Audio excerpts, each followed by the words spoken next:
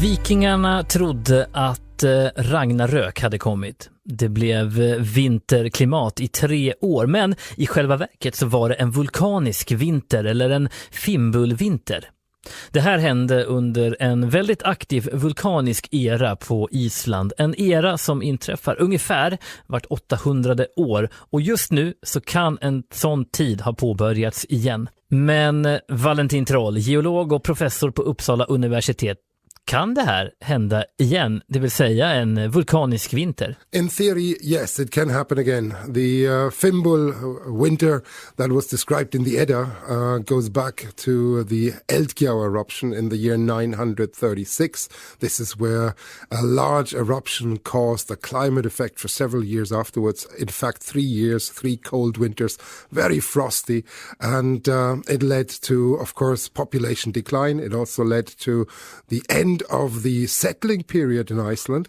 So the initial settling wave was stopped because the eruption was so bad.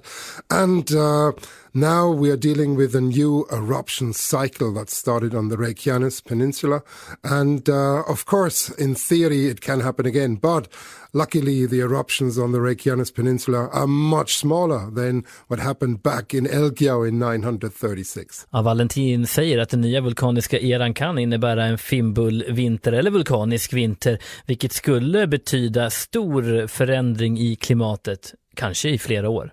Men vad är det som händer då i luften? What happens is that a lot of ash and SO2 is emitted by the volcanoes. SO2, it's sulfur, and it oxidizes in the air. And these aerosols, they block the sun. The sunlight doesn't enter into the atmosphere, and then it gets cold for some time. And the ash as well, it blocks the sunlight. So several years of cooler climate are the result of that. And that, of course, affects the way things grow. It affects how animals live in the open. It has large effects on all of society, all of agriculture. And of course, it means that people in a situation like in Iceland will starve if there's not enough things growing, if there's not enough cattle being available, and therefore you have very, very severe climate consequences. Han säger att svavel blandas med aska och blockerar solstrålarna att komma ner till jordytan. Och hur skulle det här kunna påverka oss i Sverige? The current eruption in Iceland is not of that size, so we don't need to be immediately concerned. I should stress that. But if a large eruption of this magnitude occurs, we can have another volcanic winter for several years, in fact.